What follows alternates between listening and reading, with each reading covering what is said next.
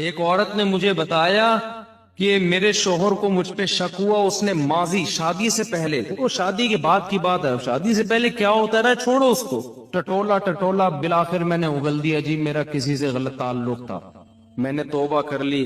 کہہ رہا جب بھی پھڈا ہوتا ہے کہتے تم ہو تو وہی نا، میں نے کہا غلطی آپ کی ہے، کیوں بتا رہی ہو بھائی؟ وہ 100 دفعہ بھی پوچھ رہے ہیں آپ کیوں بتا رہے ہو، کیوں بتا رہے ہو آپ اس کو؟ تو ہمارا تعلق کس سے ہونا چاہیے؟ ہم اللہ کے بندے ہیں، جرم اللہ کا تو توبہ بھی کس سے؟ اللہ کی۔ اور ایک اور بات سے بات نکلتی ہے، بعض خواتین کے ساتھ کوئی ایسا واقعہ ہو چکا ہوتا ہے کہ وہ کنواری نہیں رہتی، بعض دفعہ کوئی مسئلہ ہوتا ہے ان کے ساتھ، یا بعض دفعہ کوئی برائی ہو چکی ہوتی ہے جس سے وہ توبہ کر چکی ہوتی ہیں، وہ شادی کرتے ہوئے ڈر رہی ہوتی ہیں، تو ڈر رہی ہوتی ہیں کہ شوہر کو پتا چلے گا، وہ کہے گا یہ تو کنواری نہیں ہے۔ تو وہ جب میں فون اٹھاتا تھا نا اس طرح کے مشورے بھی کہ ہم کیا شوہر کو بتا دیں، تو یہ حماقت نہیں کرنا بھائی، یہ تو کسی بھی طرح سے زائل ہو سکتا ہے، کسی بیماری سے بھی ہو سکتا ہے پردہ زائل، اور بھی 10 بعضوں کے پیدائشی نہیں ہوتا، تو ایسے موقع پہ جھوٹ بولنا بھی جائز ہے۔ نہیں آ رہی بات؟ عورت کے لیے جائز ہے کہ وہ شوہر سے بولو نا، جھوٹ بول دے، وہ یہ نہ بتائے کہ میں نے بدکاری کی ہے پھر توبہ کر لی ہے، یہ اتنی تفصیل میں جانے کی ضرورت نہیں ہے، وہ بول دے بھائی یہ پیدائشی نہیں، یہ جھوٹ ہے، لیکن کیوں؟ وجہ اس کی یہ کہ اس کمبخت کو یہ تفتیش کی اجازت نہیں ہے کہ وہ پوچھے آپ سے، جو ماضی کے قصے ہیں وہ کیا ہیں؟ وہ ختم، وہ پرانے ہیں۔ تو جو ٹوہ میں لگتا ہے نا، ٹوہ میں گھستا ہے ایک دوسرے کی ٹوہ میں، اللہ اس کو کیا کرتے ہیں؟ رسوا کرتے ہیں۔ تو گناہ ہو جائے کس سے تعلق؟ اللہ سے۔ ہم عیسائی تھوڑی ہیں کہ پادریوں سے جا کے یا پنڈتوں سے جا کے اپنے گناہ شیئر کر رہے ہوں، مجھے بھی لوگ آ کے بتاتے ہیں، میں کہتا ہوں یار مجھے نہیں بتاؤ کیا ہوا ہے، میں بھی انسان ہوں۔ ہاں ایک صورت میں آپ بتائیں، جیسے کوئی مریض ڈاکٹر کو اپنی بیماری بتا رہا ہوتا ہے علاج کے لیے، تو کسی بزرگ سے، کسی عالم سے آپ کا تعلق ہے، آپ سمجھتے ہیں کہ اس سے میں مشورہ لے سکتا ہوں، اور مشورہ اس وقت تک نہیں لے سکتا جب تک میں اس کو اپنا پورا مرض بتاؤں نہیں کہ میرے اندر کیا گناہ ہے جو میں چھوڑنا چاہتا ہوں مگر مجھ سے چھوٹتا نہیں۔ ایسی صورت میں پھر مجبوری ہے بتانے کی تاکہ وہ اس کا کوئی علاج بتائے آپ، تو اس کا خیال کرنا چاہیے۔ یہ اللہ کا دین کتنا زبردست ہے، اللہ نے ہمیں بتا دیا گناہ سے بچنا کیسے، ہو جائے تو کرنا کیا ہے۔ تو ہمارا رب ہے غفور الرحیم، جب توبہ کرو گے اللہ کہتے ہیں میں بتا دوں گا کہ میں لوگ۔ کسی نے پوچھا ہے جی ہم بستری کے بعد غسل کے بعد کھانا پینا یا کھانا وغیرہ بنانے کا کام کر سکتے ہیں؟ جی کر سکتے ہیں۔ پاکستان سے پوچھا ہے جی اگر کوئی اکیلے میں، یعنی جب بیوی سامنے موجود نہ ہو، نہ ہی کوئی گواہ وغیرہ ہو، اور طلاق دے تو کیا طلاق ہو جاتی ہے؟ طلاق کے اسٹیمپ پیپر پہ دستخط کرنے سے کتنی طلاقیں ہوتی ہیں؟ اسی طرح اگر کوئی کسی کو بتائے کہ اس نے اپنی بیوی کو 3 طلاقیں دے دی ہیں تو کیا اس طرح بتانے سے بھی طلاقیں ہو جاتی ہیں؟ دیکھیں اکیلے میں اگر کوئی طلاق دیتا ہے نا، کوئی سننے والا نہ بھی ہو، لیکن زبان سے طلاق کا لفظ، یعنی میں اپنی بیوی کو طلاق دیتا ہوں، یہ ورڈنگ پوری کر دیتا ہے تو طلاق واقع ہو جاتی ہے۔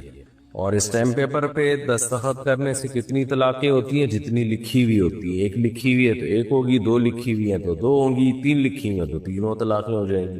اگر کسی کو بتایا کہ اس نے اپنی بیوی کو 3 طلاقیں دے دی ہیں تو اس سے بھی طلاق واقع ہو جاتی ہے، کیونکہ یہ طلاق کا جھوٹا اقرار ہے، تو جھوٹا اس کے حق میں، دوسرے کے حق میں، اس کو ہم سچا ہی سمجھیں گے۔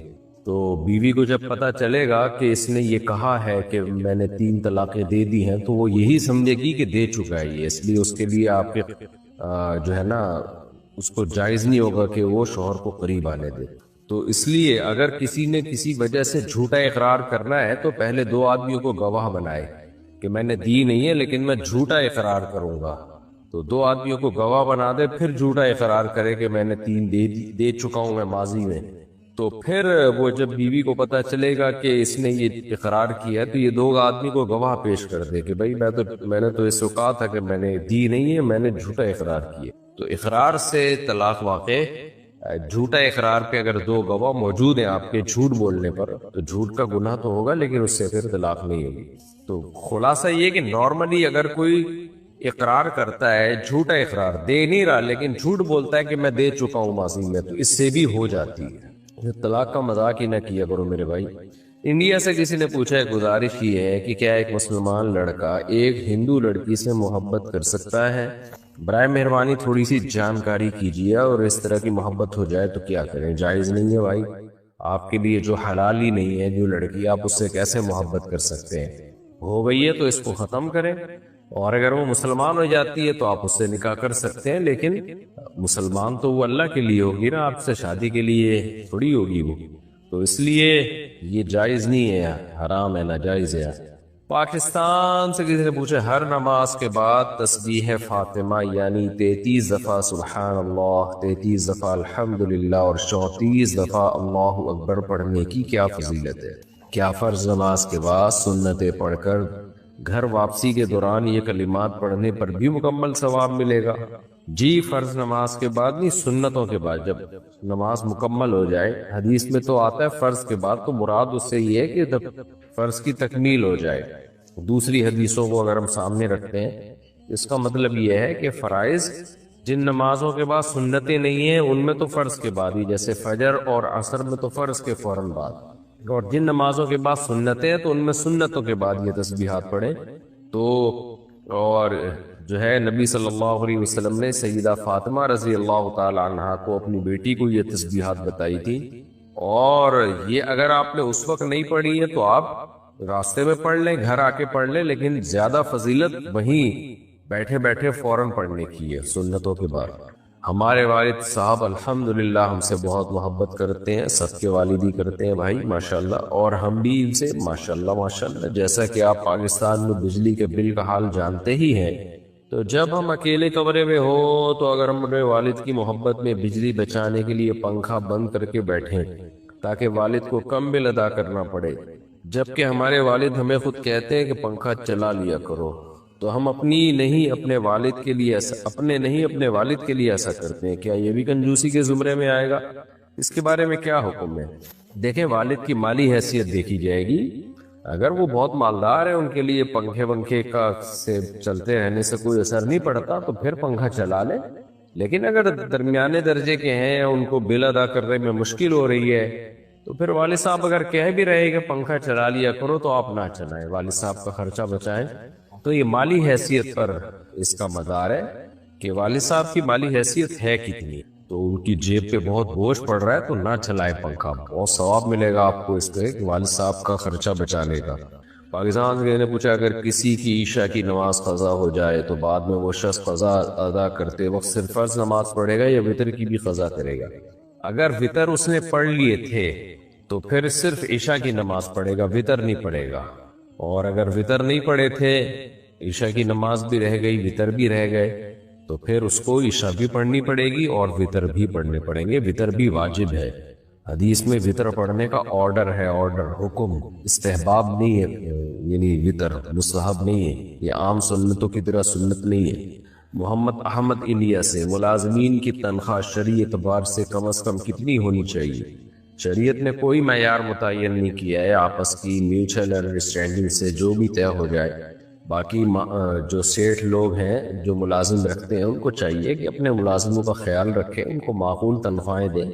اللہ تعالیٰ نے ماتحتوں کے ساتھ حسن سلوک کا حکم دیا ہے۔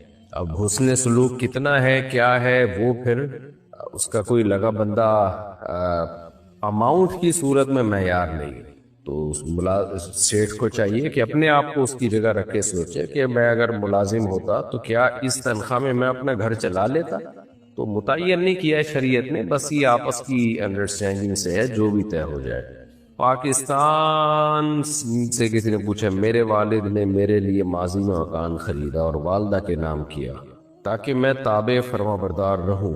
جب والد مرحوم کے انتقال کے بعد والدہ نے چھوٹے بھائی کے لیے والد کے مال سے گھر خریدا، جسے بوقت خرید چھوٹے بھائی کے تقاضے پہ چھوٹے بھائی کے نام کر دیا۔ بعد ازاں میں نے والدہ سے اصرار کر کے ان کے نام جو مکان میری رہائش میں تھا اپنے نام کر لیا۔ میری ایک بہن بھی ہے مکانات میں، اس بہن کے حصے کے حوالے سے رہنمائی فرمائیں۔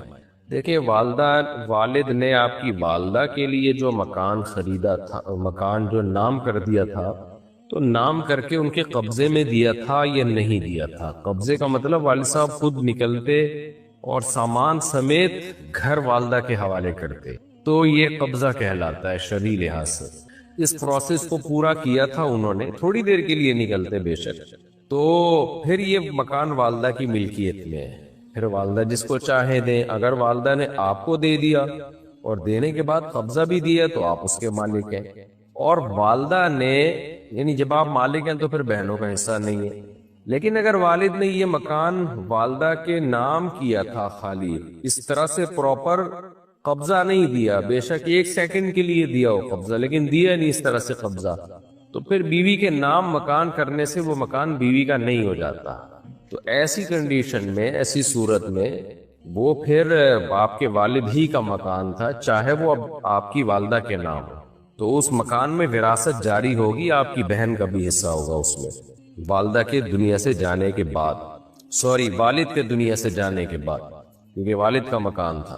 اور والدہ نے جو والد صاحب کے پیسوں سے آپ کے دوسرے بھائی کو گھر وغیرہ خرید کے دیا تو یہ بھی غلط کیا، کیونکہ وہ پیسے وراثت کے تھے، تو وہ والدہ نے اگر آپ کے بھائی کو دے دیا ہے خرید کر تو وہ بھی غصب ہی کہلائے گا، آپ کی پرمیشن کے بغیر دیا ہے، تو اس میں بھی پھر آپ وہ پیسے واپس لیں یا اس مکان میں حصے کا مطالبہ کریں، کیونکہ وہ والد کے پیسوں سے تھا، تو اس مکان میں بھی پھر بہن کا حصہ ہوگا، تو یا تو ان کو پیسے دیے جائیں یا اس مکان میں شیئر دیا جائے۔ پاکستان سے کسی نے پوچھا ہے، میری عمر 14 سال ہے، مجھے سوال پوچھنے کا طریقہ بھی شاید نہیں آتا، میں پریشان ہوں، میری ماں کا یار یہ بہت ہی کچھ غیر اخلاقی سا سوال ہے۔ دیکھیں آپ جو ہے نا ایسی صورت میں جو ہے نا اپنی والدہ سے دور ہو جائیں آپ، اور آپ کسی وہاں کے کسی مولانا صاحب جو صحیح سمجھدار عالم ہو ان سے جا کے مشورہ کریں آپ، تو یہ بہت ہی پرسنل سا معاملہ ہے، اس کو اس طرح اناؤنس کرنا جو ہے مجھے مناسب نہیں لگ رہا، ٹھیک ہے نا، ایسا کر لیں گے۔ رسول زمان شمالی وزیرستان سے، رسول زمان نے اپنی دادی کا دودھ 2 سال سے کم عمر میں پی لیا تھا۔ اچھا بھائی، رسول زمان کی بیوی کی ماں نے، رسول زمان کی بیوی کی ماں یعنی ساس، رسول زمان سے کئی سال پہلے رسول زمان کی دادی کی دودھ 2 سال سے کم عمر میں پی لیا تھا، یعنی رسول زمان کی جو ساس ہے اس نے بھی رسول زمان کی دادی کا دودھ پیا اور رسول زمان نے خود بھی اپنی دادی کا دودھ پیا۔ اس کا مطلب رسول زمان کی جو ساس ہے وہ رسول زمان کی بہن بن گئی تھی، ٹھیک ہو گیا۔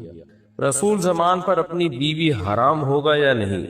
حرام ہوگی بھائی، اگر یہ گواہوں سے ثابت ہے، یقینی طور پر ہے، تو پھر رسول زمان کے لیے اپنی بیوی سے علیحدگی اختیار کرنا فرض ہے، کیونکہ رسول زمان کی جو بیوی ہے وہ اصل میں اس کی جو ساس ہے نا، جو ساس تو رضائی بہن بن گئی، تو بہن کی بیٹی ہے وہ، تو بہن کی بیٹی تو بھانجی ہوتی ہے۔ لیکن یہ ذہن میں رکھیں کہ یہ پتہ کیسے چلا کہ پیا ہے، کیونکہ اگر یہ بچپن سے یا تو مشہور تھا، سب کو پتا تھا کہ رسول زمان کی ساس نے رسول زمان کی دادی کا دودھ پیا اور رسول زمان نے بھی اپنی دادی کا دودھ پیا، یہ بچپن سے سب کو پتا تھا، اگر تو پھر تو یہ نکاح کرنا ہی نہیں چاہیے تھا۔ لیکن اگر بچپن سے یہ بات مشہور و معروف نہیں تھی، اب آپ کی شادی ہو گئی اور اب کوئی اٹھ کے کہتا ہے کہ جی یہ دودھ پیا تھا، تو گواہ طلب کیے جائیں گے۔ ایسے ہی کسی 1-2 کے کہنے سے بات نہیں ہوگی، 2 مرد ہو یا 1 مرد 2 عورتیں، تو اس پہ جو ہے نا مضبوط دلیل سے یہ ثابت ہوگا تو مارا جائے گا، ثابت نہیں ہے تو محض شک کی بنیاد پر آپ کا یہ رشتہ ختم نہیں کیا جائے گا۔ تو اس لیے اب بعض دفعہ ایسا ہوتا ہے، رشتہ طے ہونے لگتا ہے، کوئی شوشہ چھوڑ دیتا ہے، اس نے تو فلانی کا دودھ پیا ہے، تو رشتے توڑنے کے لیے تو ایک عورت کی گواہی سے یہ نہیں مانا جائے گا۔ تو اس میں شک نہ کریں آپ، یہ مسئلہ وہاں کے علماء کے سامنے پیش کریں، جہاں بھی کوئی جن صاحب نے بھی پوچھا ہے، جہاں رہتے ہیں، شمالی وزیرستان سے آئیے، وہاں کے علماء سے آپ پوچھیں، وہ باقاعدہ جو مفتیان کرام ہو تو وہ گواہ طلب کریں گے۔ تو جب تک گواہوں سے ثابت نہیں ہوتا، رسول زمان اپنی بیوی سے علیحدگی اختیار نہ کرے۔ اور کوئی شک و شبہ نہ کرے اس میں، وہم نہ کرے، لیکن اگر گواہوں سے ثابت ہو جاتا ہے پھر علیحدگی اختیار کرنی پڑے گی۔ پاکستان سے کسی نے پوچھا، میں نے دیکھا ہے کہ بہت سی مائیں اور عورتیں چھوٹے بچے یا نانی کو نہلانے کے بعد یا ویسے کپڑے بدلنے کے لیے بجائے الگ کمرے میں، نانی کو، نانی نہیں لکھا ہوا، کچھ اور لکھا ہوا ہے، دوبارہ سے، میں نے دیکھا ہے کہ بہت سی مائیں اور عورتیں چھوٹے بچے یا بچی کو نہلانے کے بعد یا ویسے کپڑے بدلنے کے لیے بجائے الگ کمرے میں لے جانے کے سب کے سامنے ننگا کر کے بٹھا کے کپڑے بدلنا شروع کر دیتی ہیں، چاہے کوئی بھی پاس بیٹھا ہو، ماموں، چچا، تایا، نانا، دادا، کوئی شرم و حیا نہیں خود کو بھی۔ میں اس بات کو بہت زیادہ مایوس سمجھتی ہوں۔ ویسے تو میں دونوں کے حق میں نہیں ہوں، بچہ ہو یا بچی، لیکن خاص طور پر بچیوں کے معاملے میں یہاں سے ہی تو حیا کا آغاز ہوتا ہے۔ دوسرا، اگر چھوٹے بچے بھائی بہن بھی ہوں تو ان کو بھی کہنا چاہیے کہ باہر جاؤ، اس طرح بچے بھی حیا سیکھیں گے۔ ایسی عورتوں کو کیسے سمجھایا جائے؟ اور اگر وہ عورتیں آپ سے بڑی بھی ہوں، جیسے ساس، نند، بھابھی، آنٹی، کیونکہ لوگ برا بھی مان جاتے ہیں چاہے صحیح بات بتائی جائے۔ دین کی روشنی میں وضاحت فرمائے۔ دیکھیں، اس کا تعلق بچے بچی کی عمر پہ ہے، کتنی عمر ہے ان کی، اور چھوٹی عمر ہے، 2 سال، 2.5 سال، 3 سال، 4 سال، تو اس میں تو گنجائش ہے، لیکن عمر تھوڑی زیادہ ہو تو پھر حیا کا تقاضا یہی ہے کہ سب کے سامنے، خاص طور پہ بچی کو پورا برہنہ کر کے اس کے کپڑے بدلنا، یہ ٹھیک عمل نہیں ہے۔ اگرچہ پردے کے احکام تو 10 سال کی عمر کے بعد جا کے متوجہ ہوں گے، لیکن اس سے پہلے بھی بچیوں کو حیا سکھانا یہ بہرحال ضروری ہے، بچوں کو بھی بچیوں کو بھی۔ تو بہت چھوٹی ہے، 2-3 سال کی، اس کے تو کوئی حرج نہیں ہے، لیکن تھوڑی سی بھی سمجھدار بچی ہو تو پھر آپ کی بات بالکل درست ہے، تو اس کی تبلیغ کرنی چاہیے محبت کے ساتھ کہ بھئی ان کو الگ لے جا کے کپڑے بدلیں تاکہ ان میں شرم اور حیا پیدا ہو، ورنہ سب کے سامنے کپڑے اتارنے کی جو آج کل ہو رہا ہے، آپ دیکھ لیں جو خواتین کی ڈریسنگ ہے، آدھے آدھے کپڑے پہن کے مردوں میں آ کے بیٹھنا، وجہ اس کی ہے کہ حیا ختم ہو گئی ہے۔ یہ بچپن سے ہی حیا پیدا کی جاتی ہے۔ باقی ساس، نند، بھابھی، انٹی، ان کو سمجھانا، ان میں سے انٹی کو تو شاید سمجھا سکتی ہیں، ساس، نند، بھابھی وغیرہ کو آپ کائنڈلی کوشش نہ کریں سمجھانے کی، کیونکہ انہوں نے اگر آپ کو سمجھایا تو آپ کسی اور کو سمجھانے کے قابل نہیں رہیں گی۔ انڈیا سے کسی نے پوچھا، اگر کوئی یہ کہہ دے کہ اللہ کافر کو بھی معاف کر سکتا ہے، یا کوئی اگر یہ کہہ دے کہ اللہ کسی کو اپنی کوئی صفت دے سکتے ہیں، کسی کو اپنا اختیار دے سکتے ہیں، چاہے تو اللہ تعالیٰ اپنے کو فنا کر سکتے ہیں، اگر اللہ ہمیں شرک کا کہتے ہیں تو ہم شرک کرتے، اگر اللہ ہمیں شرک کا کہتے تو ہم شرک کرتے، اس طرح کے کوئی الفاظ کہے تو کیا ایسا کہنے سے ایمان چلا جائے گا، نکاح ختم ہو جائے گا؟ ایسا کہنے والے کو نفسیاتی ہسپتال میں جمع کرا دینا چاہیے۔ فضول قسم کی چیزیں لوگوں کے دماغوں میں وسوسے پیدا کرتے ہیں۔ باقی اللہ یہ کہنا کہ اللہ کافر کو بھی معاف کر سکتا ہے دنیا میں، تو یہ بات درست ہے، دنیا میں معاف کر سکتا ہے اگر وہ توبہ کر لے، آخرت میں معاف نہیں کرے گا۔ اگر کوئی یہ کہے کہ اللہ آخرت میں کافر کو معاف کر سکتا ہے، کر سکنے کا مطلب یہ کہ طاقت اور قدرت تو ہے لیکن کرے گا نہیں وہ۔ تو اگر کوئی یہ کہتا ہے کر سکتا ہے، یعنی ہے ہو سکتا ہے کر لے، تو یہ پھر ناجائز حرام ہے۔ اللہ نے کہا ہے کہ یہ نہیں ہو سکتا، جو ایمان کے بغیر دنیا سے چلا گیا میں اس کو معاف نہیں کروں گا، تو ایسا دعویٰ کرنے والا گمراہ ہے۔ باقی کوئی یہ کہتے ہیں اللہ اپنی کسی کو صفت دے سکتا ہے، تو اس سے بھی مطلب پوچھا جائے گا۔ اگر یہ مطلب ہے کہ اللہ اختیارات دے سکتا ہے تو یہ شرک ہے، اللہ کسی کو اختیارات نہیں دیتا، یہ تو شرک ہے۔ اللہ تعالیٰ تو اسی کو تو قرآن میں منع کر رہے ہیں، میں نے کوئی اختیارات نہیں دیے۔ باقی یہ کہ اللہ اگر ہمیں شرک کا کہتا تو ہم شرک کرتے، یہ بھی غلط جملہ ہے، گمراہانہ جملہ ہے۔ اللہ شرک کا کہہ ہی نہیں سکتا، کیونکہ اللہ غلط بات کا حکم نہیں دیتا۔ قرآن میں آتا ہے قُلْ إِنَّ اللَّهَ لَا يَأْمُرُ بِالْفَحْشَاءِ، اللہ کبھی فحشاء کا، بے حیائی کا حکم نہیں دیتا۔ تو شرک تو بے حیائی سے بھی اوپر کی چیز ہے۔ تو یہ فرضی سوالات بنا بنا کے لوگوں میں تشویش پیدا کرنا، یہ گمراہی کا ذریعہ ہے۔ تو باقی نکاح ختم نہیں ہوتا ہے ایسے الفاظ سے، گمراہ ہوگا وہ آدمی، اس کو منع کیا جائے گا۔ حکومت، کوئی اسلامی حکومت پراپر ہو تو ایسے شخص کے خلاف کیس بھی کیا جا سکتا ہے۔ پاکستان سے کسی نے پوچھا ہے کہ ایزی پیسہ ایپ میں ایک آپشن ہے جس میں کوئی ٹرانزیکشن کر سکتے ہیں اور بعد میں آپ ادائیگی کریں گے، جس کے سروس چارجز ہیں، کیا یہ سود ہے؟ اور اگر غلطی سے لے لیا ہو تو کیا حکم ہے؟ دیکھیں کوئی ٹرانزیکشن کرنے کی وجہ سے اگر سروس چارجز دینے پڑتے ہیں تو یہ تو جائز ہے، کیونکہ وہ آپ کے رقم کو پہنچانے کا کمیشن لے رہے ہیں آپ سے. تو اس کے علاوہ اگر کوئی آپ سے پیسے لے رہے ہیں یا وہ آپ کو پیسے دے رہے ہیں تو پھر اس کے بارے میں آپ دوبارہ پوچھیں.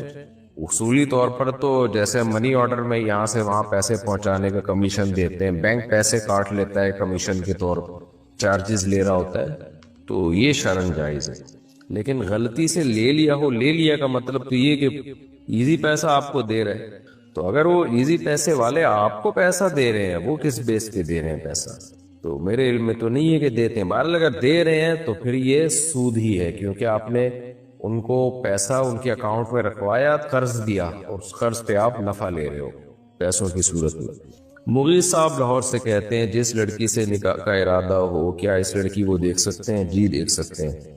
پاکستان سے کسی نے پوچھا ہے کبھی ہم کسی رشتہ دار یا پبلک ٹرانسپورٹ میں سفر کر رہے ہوں تو وہ گانے لگا دیتے ہیں، منع کرنے کے باوجود نہیں مانتے، تو کیا ہم بھی گانے سننے کا گناہ ہوگا؟ آپ نہ سنیں، آپ نے منع کر دیا، بس آپ کا فرض ادا ہو گیا. اب آپ اپنے کاموں میں مشغول رہیں، اس طرف دھیان نہ دیں. آپ یہی تو ثواب ہے نا کہ گانے لگے ہوئے اور آپ اس طرف توجہ نہ دیں، آپ اللہ کے ذکر میں مشغول رہیں، اپنے کام میں لگے رہیں. آپ پاکستان سے کسی نے پوچھا میں اپنے سسرال والوں سے الگ رہتی ہوں، کیا یہ جائز ہے کہ میرے والدین ہمارے گھر آ کر 2 یا 3 سے زیادہ مہینے رہ لیا کریں؟ وہ جب ہمارے ساتھ رہتے ہیں تو پیسے کے لحاظ سے بھی ہمارے ساتھ تعاون کرتے ہیں تاکہ ہم پر کسی قسم کا بوجھ نہ پڑے. وہ بچوں کو سنبھالنے میں ہماری مدد کرتے ہیں. میرے سسر کا کہنا ہے کہ اس بارے میں فتویٰ ہے کہ بیوی کے والدین کے لیے جائز نہیں کہ وہ 4 دن سے زیادہ بیٹی کے گھر رہیں. دیکھیں اس کا تعلق آپ کے شوہر سے ہے کہ آپ کے شوہر کو یہ حق حاصل ہے کہ وہ آپ کے والدین کو آپ کے ساتھ نہ رہنے دے. شوہر اگر رہنے دے رہا ہے تو اچھی بات ہے، اگر شوہر کو تکلیف ہو رہی ہے تو پھر بری بات ہے. تو یہ شوہر کا حق ہے. تو یہ مسئلہ آپ اپنے شوہر سے پوچھیں کہ کیا میرے لیے جائز ہے کہ میرے ماں باپ آپ کے گھر آ کے 2-3 مہینے رہیں؟ شوہر اگر خوش ہو رہا ہے ماشاءاللہ جی، تعاون بھی ہو رہا ہے سسرال کا میرے ساتھ اس چکر میں، تو 2 مہینے کیا آپ 8 مہینے رہ لیں گے، بلکہ گھر داماد ہی بن جائے. تو اور اگر شوہر کو کوئی تکلیف ہو رہی ہے، وہ اس کو برا لگ رہا ہے کہ بھائی کیوں آ کے 6-6 مہینے 4-4 مہینے رہتے ہیں، تو جتنی اجازت شوہر دے دے اتنی رہ سکتے. ٹھیک ہے. محمد شعیب مان صحرا خیبر پختونخوا. مفتی طارق صاحب آپ سے مجھے کچھ امید وابستہ ہے کہ آپ اسلامی نظام کے حامی ہیں. اس وقت ملک کے اندر اشرافیہ کا راج ہے اور طرح طرح کے مسائل موجود ہیں. اس وقت علماء کرام اس بھنور سے قوم کو نکال سکتے ہیں. نمبر 1 اجتماعی توبہ کی ضرورت ہے. جو علماء کرام اپنی سرپرستی میں منعقد کرائیں، بحیثیت قوم ہمیں اکٹھے ہو کر اللہ سے توبہ کرنی چاہیے. اس کے لیے آپ ایک مہم کا آغاز کریں اور سجدہ توبہ کے لیے ایک اجتماع اکٹھا کریں. اس وقت ملک کے اندر انسانی حقوق کی پامالیاں ہو رہی ہیں. ملک گیر مہم چلائیں اور دین کے مطابق حکومتی عمل پر مزاحمت کریں. نمبر 3 ہم انفرادی طور پر تو مسلمان ہیں لیکن اجتماعی مسلمان ہم نہیں ہیں کہلا سکتے، کیونکہ ہمارا نظام کافرانہ ہے. ملک کا سارا نظام سود پر چلتا ہے. سود کے خلاف حکومتی نظام پر مزاحمتی تحریک چلائی جائے. بے حیائی اور عریانیت عروج پر ہے.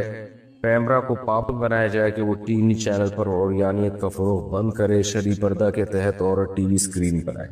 ان تمام چیزوں پر جب تک علماء حق اکٹھے نہیں ہوتے تب تک اس معاشرے کو سدھارنا مشکل ہے. اگر معاشرہ نہ سدھرا تو ہمیں عذاب الہی سے کوئی نہیں بچا سکتا. پاکستان اسلام کے نام پر بنا تھا، اسلام غالب رہنے کے لیے آئے. علماء حق کا کردار کہاں؟ ان تمام نکات پر اپنی رائے فراہم کیجیے. دیکھو مسئلہ یہ ہے کہ پہلی ایک صرف آپ کے شیخ سے وہ اتفاق نہیں ہے کہ کافرانہ نظام ہے. نظام اسلامی ہی ہے، امپلیمنٹ نہیں ہو رہا، کیونکہ ہمارا آئین اسلامی ہے کہ قرآن و سنت کے اگینسٹ کوئی قانون نہیں بنے گا. یہ آئین کی شق ہے اور حاکم اعلیٰ اللہ ہے. لیکن آگے جو اس کو جب امپلیمنٹ کرنے کا وقت آتا ہے تو خلاف شریعت کاموں پہ بھی اسلام کا لیبل لگا دیا جاتا ہے. تو اس کے خلاف آواز اٹھانے کی ضرورت ہے. تو میں تو ممبر سے جتنی آواز اٹھا سکتا ہوں، عدالتی خلا غیر اسلامی ہے، اس میں نے کتنی آواز اٹھائی ہے، کو ایجوکیشن غیر اسلامی ہے، اس پہ تو میں ممبروں سے بولتا رہتا ہوں اور بتاتا بھی رہتا ہوں کہ ہماری مذہبی سیاسی جماعتوں کی ذمہ داری ہے کہ وہ اس پہ دھرنے دیں. وہ وہ دے نہیں رہے اس پہ دھرنے, وہ کسی اور چیزوں پہ دھرنے دے رہے ہیں. وہ دے رہے وہ بھی ٹھیک ہوگا, لیکن اس پہ بھی تو دے نا. وہ بیٹھ جائیں دھرنے دے کے, بھائی یہ غیر